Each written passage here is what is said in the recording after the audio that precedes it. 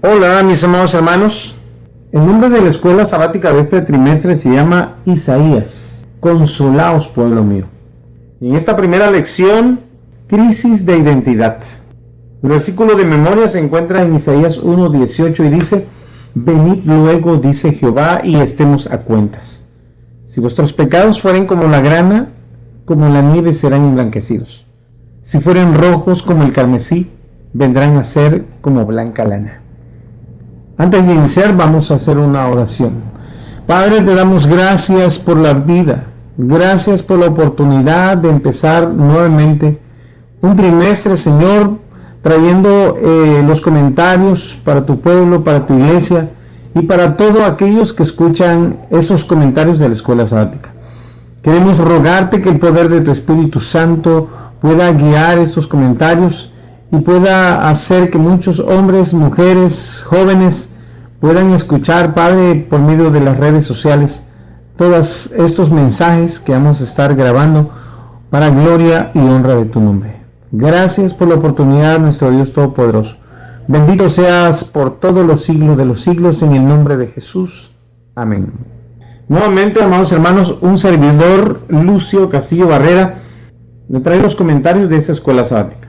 En esta primera lección se nos cuentan dos situaciones diferentes, pero similares. En la primera, la vacada regresa a casa después de una buena comida. Conoce el camino y regresan al lugar de su protección.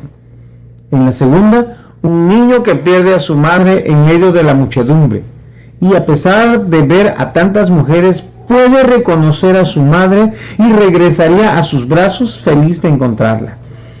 Pero hay una tercera historia. Desafortunadamente y lamentablemente, en esta tercera historia, a pesar de que el dueño, creador o padre de estas criaturas hace todo por mostrarles el camino y llevarlos a casa, estos pierden el rumbo, pierden su identidad como hijos, como un pueblo del pacto. Isaías dice: crié hijos y los engrandecí, y ellos se rebelaron contra mí. El buey conoce a su dueño, y el asno el pesebre de su señor. Israel no entiende, mi pueblo no tiene conocimiento. Esta semana veremos la obra de Dios con el fin de restaurar a su pueblo para sí. Oíd, cielos. El libro de Isaías se presenta brevemente identificando al autor, hijo de Amós, la procedencia de su mensaje, una visión, y el tema, Judá y su capital Jerusalén, durante todo el reinado de 4 reyes. El tema también identifica al principal destinatario de Isaías como el pueblo de su propio país, durante la época en que él vivió. El profeta les habló acerca de su condición y su destino. Al mencionar a los reyes en cuyos reinados estuvo activo, Isaías reduce la audiencia y vincula el libro a los acontecimientos históricos y políticos de cierto periodo determinado. Este marco temporal nos dirige a los relatos de Segunda de Reyes 15 al 20 y Segunda de Crónicas 26 al 32. El primer discurso de Isaías se inicia con una condenación del profeso pueblo de Dios. Causa gran asombro que ese pueblo no hubiera apreciado ni aprovechado las oportunidades sin precedentes que como nación habían tenido. Oíd, cielos, dice. Los habitantes de los otros mundos conocen la ley de Dios y saben en cuanto a la rebelión de los habitantes de este mundo contra el cielo. Comprenden el plan de salvación y saben cuáles fueron las oportunidades concedidas a Israel como pueblo escogido de Dios. Dios los llama como testigos de la asombrosa situación que existe entre aquellos por quienes tanto ha hecho, pero que lo han despreciado por completo. Todo el universo ve la culpa del rebelde pueblo de Dios y quedan justificadas las medidas que Dios está a punto de iniciar contra los rebeldes. El profeso pueblo de Dios se había acarreado calamidades por causa de sus pecados. Cuanto más se hundían en el pecado, tanto mayor peso de desgracia se acarreaban. El versículo 6 dice que tienen podrida llaga, es decir, heridas abiertas, purulentas, sangrantes. El pecado es algo detestable que no puede curarse con remedios humanos. Pero Dios es un Dios de amor que siempre se guarda a un pequeño remanente para usarlo, para hablarle a su pueblo. La hermana Elena G. de White dice en Profetas y Reyes capítulo 27, en toda época, por amor a los que permanecieron fieles, y también a causa de ese infinito amor por los que yerran, Dios fue longámine con los rebeldes y los instó a abandonar su conducta impía para retornar a Él. A lo largo de los siglos, así como el mundo se ha rebelado contra Dios, también ha habido un remanente que Dios ha apartado para tratar de salvar a los que se arrepienten de sus malos caminos. Ritualismo putrefacto. Mis amados, esta era la manera como Dios se dirigía al pueblo. Príncipes de Sodoma, oíd la palabra de Jehová, escuchad la ley de nuestro Dios. Pueblo de Gomorra, ¿por qué el nombre Sodoma, que en forma figurada se usa aquí para designar a Judá, en vista de que prevalecían allí condiciones similares a las que habían imperado en Sodoma literal, constituye una terrible acusación contra la nación que profesaba gobernar en el nombre de Dios? Los reyes del país, en su política y en su práctica, se habían apartado tanto del Señor que apenas se diferenciaban de los reyes de las naciones más pecadoras de la tierra. Por esta razón se les dirige una solemnísima exhortación, un mensaje de Dios que predecía la ruina de toda la nación si ésta no se arrepentía. ¿Para qué me sirve?, dice el Señor. Judá todavía tenía la apariencia de ser una nación muy religiosa. Se ofrecían muchos sacrificios en el templo, pero había poca verdadera religión. El pueblo profeso de Dios había olvidado lo que Dios verdaderamente requería de ellos. Sin embargo, mantenían las formas externas de la religión. Estaban dispuestos a ofrecer sacrificios, pero no a entregar sus corazones al Señor. Conocían las formas externas de la religión, pero no comprendían que necesitaban un Salvador, ni entendían lo que significaba la justicia. Las mismas manos que ofrecían sacrificios y se extendían en oración estaban llenas de sangre. Es decir, eran culpables de violencia y opresión hacia los demás. Al maltratar a otros, miembros de la comunidad del pacto mostraban desprecio por el protector de todos los israelitas.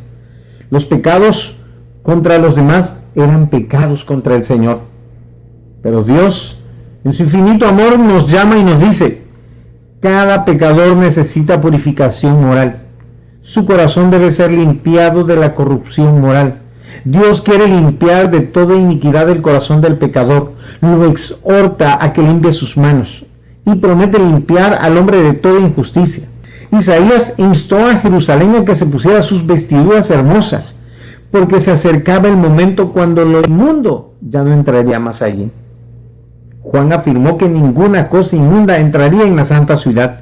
Isaías procuraba enseñar a Israel que Dios, el Santo de Israel, exige que su pueblo sea santo.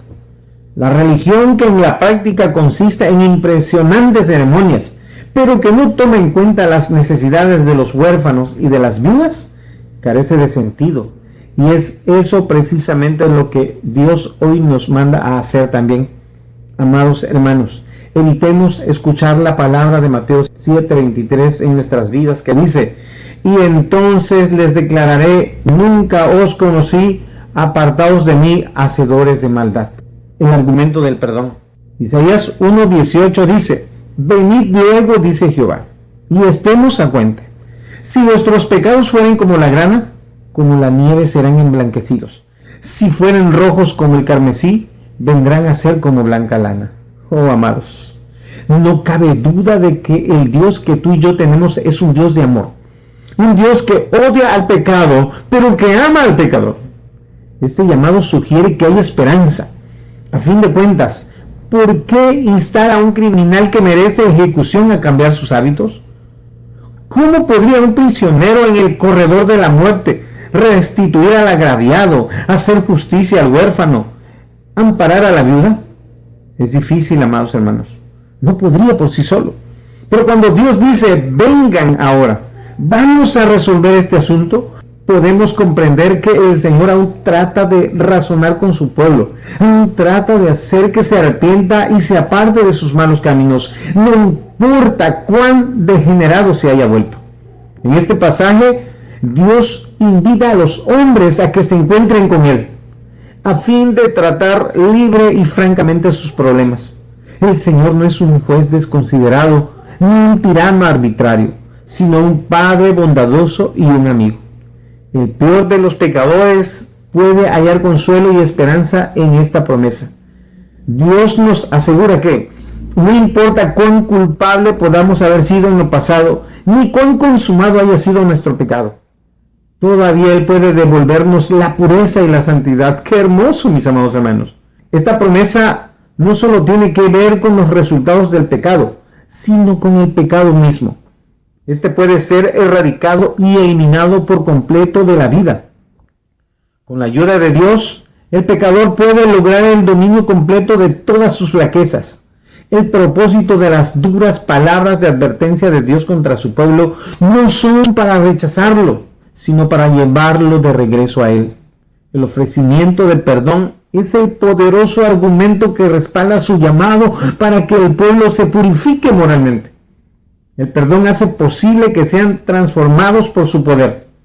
Aquí vemos la simiente del nuevo pacto profetizado en Jeremías 31 al 34, en el que el perdón es la base de un corazón nuevo para una nueva relación con Dios. Por eso, este es el argumento más poderoso que tenemos para acercarnos a Dios y solicitarle el perdón de nuestros pecados. Y no porque nosotros querramos, sino porque Él nos los ofrece. Bendito sea Dios por tanto amor y misericordia para cada uno de nosotros. Comer o ser consumido. No cabe duda, mis amados hermanos, que el tema que mueve al Señor y que lo lleva a bendecirnos es la obediencia. Pero lo que nos ocasiona todos los males y maldiciones que vienen a nuestra vida son la consecuencia de la desobediencia. Lo vivieron Adán y Eva, lo vivió el pueblo de Dios y hoy lo sigue viviendo la humanidad. Observa la estructura lógica de Isaías 1, 19 y 20. Si el pueblo decide estar dispuesto a obedecer a Dios, comerá el bien de la tierra. Isaías 1, 19. Al contrario, si rechaza el ofrecimiento de perdón y restauración y se rebela contra él, será consumido a espada. Isaías 1:20. La decisión es de ellos. La decisión es nuestra. Estos versículos entonces contienen una bendición y una maldición adicionales. No es un decreto arbitrario de Dios el que condena al pecador. Este tan solo cosecha lo que Él mismo, amados hermanos, ha sembrado. Cuando los seres humanos se rebelan contra Dios y se niegan a obedecer su ley, automáticamente abren la puerta a la destrucción. Isaías 1 reitera y aplica las palabras de Moisés registradas en Deuteronomio 30, 19 y 20, en el momento en que se estableció el pacto con la nación de Israel. A los cielos y a la tierra llamo por testigo hoy contra vosotros, que os he puesto delante la vida y la muerte, la bendición y la maldición. Estas palabras de Moisés, mis amados hermanos, resumen las advertencias y bendiciones y maldiciones que concluyen la articulación del pacto en Deuteronomio 27 al 30. Los elementos de este pacto incluyen: 1. El relato de lo que Dios había hecho por ellos. 2. Las condiciones, estipulaciones y mandamientos que deben observarse para que el pacto se mantenga. 3. La referencia a testigos. Y 4. Bendiciones y maldiciones para advertirle al pueblo de Dios qué pasaría, mis amados hermanos, si violaba las condiciones del pacto. No hay término medio, lo uno o lo otro, frío o caliente, dice el libro de Apocalipsis. Hoy, así como ayer, Dios nos invita a tomar decisiones. Amado hermano, ¿cuál es tu decisión? El fatídico canto de amor. A semejanza de otros profetas, Isaías fue un consumado poeta que presentó muchos de sus mensajes en forma de cantos y poesías.